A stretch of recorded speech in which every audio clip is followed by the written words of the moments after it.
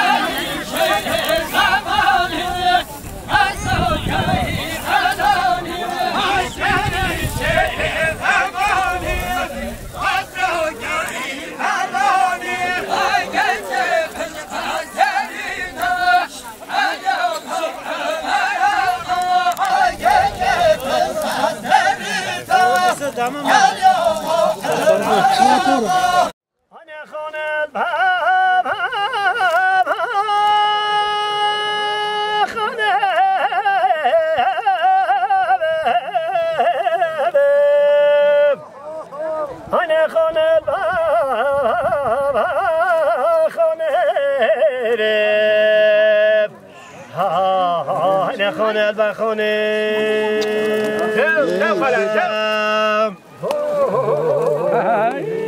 هنه بلاس برد برابان هنه بخدایت داده کشکنه هنه خدایت داده کشکنه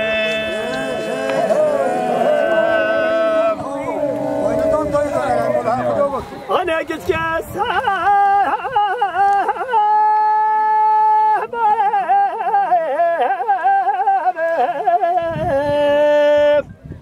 أنا جاب كتر شنوب أنا قد ناينا كلدوني سترانه کمی گاوا دهاتت بلجان یاداد یه پنیان شده بیشن بلجان هم دشت هم زوزانه براستی ایرو عمل گنده بلجانن گلک سیران گهت خوش برکفتی عمل گل خالد خود بورینن و گاوا عوام ملیم گیرت گوت کاوره گوزه کال پش مهید بیشن گوزا جواته امیت بسیاره هند خالد خواهد کن سلام علیکم علیکم سلام چوانن روشه هوا چوایه جناب خیرات سر وای رحمت دای بابت چوانن روشه هوا چوایه وای سر چوبه توانایشن خال از جویرا هاینم تا گوته واره گوزه کنه تا گوته گوزا جواته همه گوته با پنیان شگلب قدر قیمته کلیکا پنیانش اف گوزه کابومت جیروکا و چنده بیشن بلجان گندکی قدیمه بله از خلا یعنی اکود بیشن براسته جوایا یعنی بین سر کانی بلجانه یا همه بلجانیش ویره در سر کانیا ویره بله جوی گنده در کتنه بله چون همه متروپولان چون عراق ایرانی هنه یعنی همه جان چونه بله از خلا یعنی هر زیاده بونه چونه ماشاءالله و جا اوه تاریه تابی که مجلس هبون ویگو به چون مجلس ترکی هنه